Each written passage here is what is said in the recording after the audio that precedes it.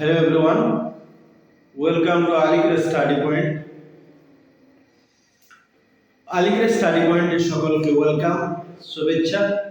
আজকে আমাদের ক্লাস হলো ভারতের বিভিন্ন রাজ্যের নদীসমূহের উৎপত্তি স্থল এবং পতন স্থল।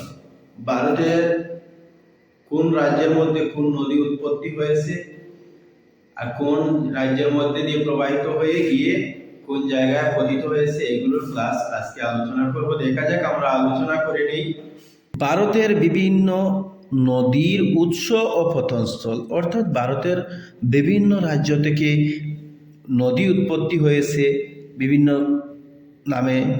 এই নদীগুলির উৎপত্তি স্থল এবং পতনস্থল কোন জায়গা থেকে উৎপত্তি হয়েছে আজকের ক্লাসে আলোচনা করব।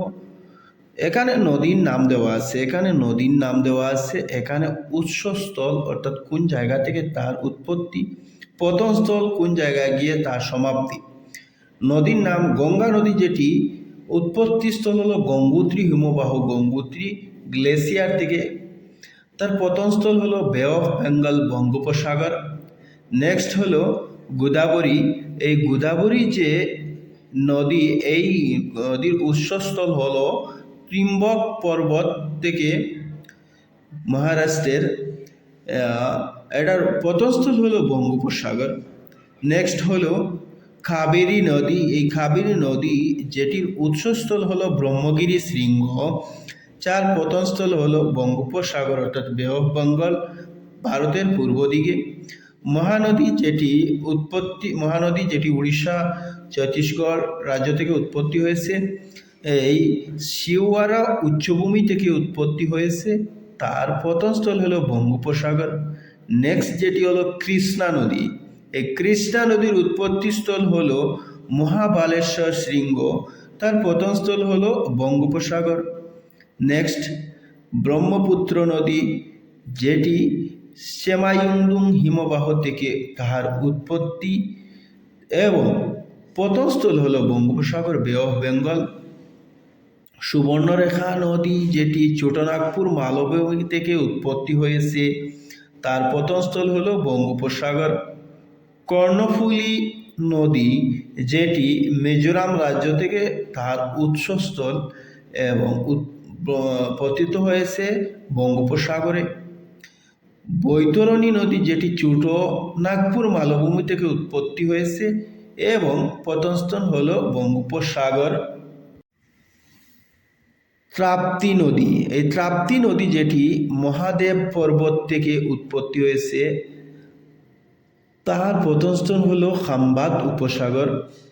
নর্মদা যে নদী মধ্যপ্রদেশের অমরকণ্টক শৃঙ্গ থেকে উৎপত্তি হয়েছে, তার পতনস্থল হলো খাম্বাত উপসাগর, আরব সাগরের অন্তর্গত।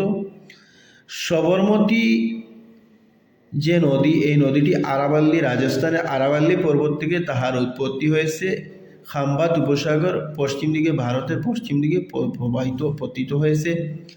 মাহি নদী। এই মাহি নদী, যেটি মধ্যপ্রদেশের বিন্দা পর্বত থেকে উৎপত্তি হয়েছে, তাহার পতনস্থল হল খাম্বাত উপসাগর। সিন্ধু যে নদীটি, এই নদীটি সিনকা উষ্ণ প্রস্রবণ থেকে উৎপত্তি হয়েছে, তার পতনস্থল হলো আরব সাগর। বাইগাই যে নদী, এই নদী বারুসানাদু পাহাড় থেকে উৎপত্তি হয়েছে, পাক উপসাগরে তাহার পতনস্থল।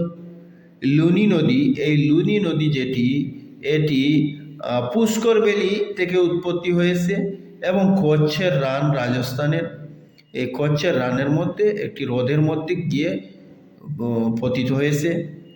নেক্সট হলো বিতাস্তা বা জিলাম রিভার নদী, যেটি উৎপত্তি হয়েছে চেনাব নদীর মধ্যে তাহার পতনস্থল।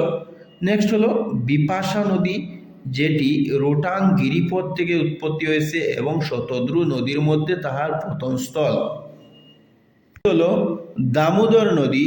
এই দামোদর নদীটি খামার পোং শৃঙ্গ থেকে উৎপত্তি হয়েছে, হুগলি নদীর মধ্যে তাহার পতনস্থল অন্য একটি নদীর মধ্যে মিলিত হয়েছে।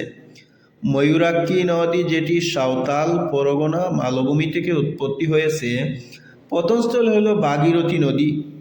ভীমা যে নদীটি, এই নদী উৎপত্তি হয়েছে পশ্চিমঘাট পর্বত থেকে, পতিত হয়েছে কৃষ্ণা নদীর মধ্যে।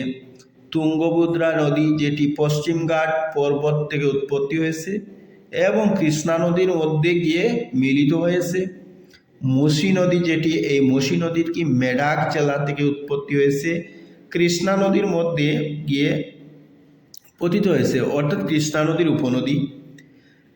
নেক্সট হলো ঘাটপ্রভা নদী যেটি পশ্চিমঘাট পর্বত থেকে উৎপত্তি হয়েছে, কৃষ্ণা নদীর মধ্যে গিয়ে প্রবাহিত হয়েছে। নেক্সট যেটি হলো তিস্তা নদী, এই তিস্তা নদী সিকিম থেকে উৎপত্তি হয়েছে, পয়ুরি হিমবাহ থেকে, গ্লেসিয়ার থেকে ব্রহ্মপুত্র রিভারের মধ্যে মিলিত হয়েছে। জলঢাকা নদী যেটি সিকিমের হিমালয় থেকে উৎপত্তি হয়েছে এবং ব্রহ্মপুত্র নদীর মধ্যে মিলিত হয়েছে। ধনশিরি যেটি নাগা পাহাড়ের থেকে উৎপত্তি হয়েছে, ধনশিরি যেটি গোলাঘাট জেলার মধ্যে দিয়ে প্রবাহিত হয়ে গেছে আসামের, এই ব্রহ্মপুত্র নদীর মধ্যে গিয়ে মিলিত হয়েছে, অর্থাৎ ব্রহ্মপুত্রের একটি উপনদী হলো ধনশিরি নদী। যমুনা নদী যেটি যমুনাত্রী হিমবাহ থেকে উৎপত্তি হয়েছে। এতক্ষণ আমরা আলোচনা করলাম ভারতের বিভিন্ন রাজ্যের নদীসমূহের উৎপত্তিস্থল, অর্থাৎ ভারতের নদী সম্পর্কে, কোন জায়গা থেকে, কোন রাজ্য থেকে নদীগুলো উৎপত্তি হয়েছে এবং কোন রাজ্যের মধ্যে দিয়ে প্রবাহিত হয়ে কোন জায়গায় পতিত হয়েছে। Thank you everyone.